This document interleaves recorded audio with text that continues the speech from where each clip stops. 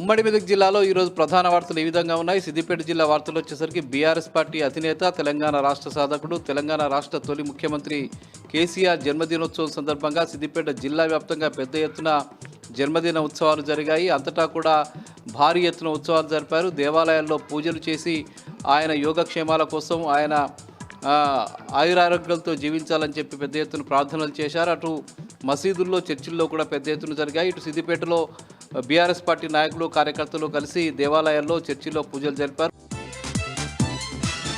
అట్లాగే గజ్వెల్లో కూడా పెద్ద ఎత్తున అటు ఎమ్మెల్సీ యాదవ్ రెడ్డి, అట్లాగే వంటేరు ప్రతాప్ రెడ్డి, బీఆర్ఎస్ పార్టీ నాయకులు పెద్ద ఎత్తున ఉత్సవాలు జరిపారు. ఇంకా అక్కడ ఆత్మహత్య చేసుకున్నటువంటి ఒక కుటుంబానికి సంబంధించిన 3 పిల్లలకు మాజీ ఏఎంసీ చైర్మన్ మాదా శ్రీనివాస్ ఆధ్వర్యంలో దాదాపు 72,000 రూపాయల ఆర్థిక సహాయాన్ని అందజేశారు.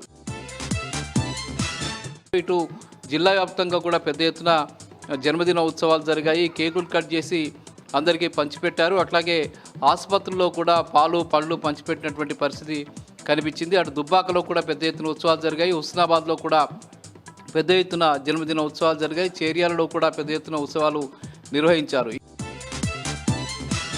ఇక సంగారెడ్డి జిల్లా వచ్చేసరికి సంగారెడ్డి జిల్లా కేంద్రంలో జరిగినటువంటి కార్యక్రమంలో క్యాంప్ ఆఫీసులో ఎమ్మెల్యే చింతా ప్రభాకర్ ఆధ్వర్యంలో కేసీఆర్ జన్మదిన ఉత్సవాలు ఘనంగా జరిగాయి. వందలాది మంది బీఆర్ఎస్ పార్టీ నాయకులు, కార్యకర్తలు అక్కడికి తరలివచ్చి కేక్ కట్ చేసి సంబరాలు జరుపుకున్నారు. అక్కడ మొక్కలు కూడా నాటారు. ఇక జహీరాబాద్లో కూడా బీఆర్ఎస్ పార్టీ నాయకులు, కార్యకర్తలు పెద్ద ఎత్తున సంబరాలు జరిపినటువంటి పరిస్థితి ఉంది.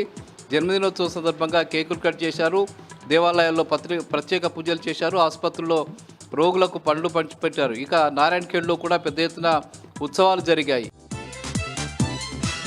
ఇక గుమ్మడిదలలో యథావిధిగా డంప్ యార్డుకు వ్యతిరేకంగా ఈరోజు కూడా పెద్ద ఎత్తున ఆందోళనలు కొనసాగాయి. ఈరోజు కూడా పెద్ద ఎత్తున అక్కడ ర్యాలీలు నిర్వహించి డంప్ యార్డుకు వ్యతిరేకంగా స్థానిక ప్రజలు, గుమ్మడిదలకు సంబంధించిన ప్రజలు కూడా పెద్ద ఎత్తున ఆందోళన నిర్వహించారు.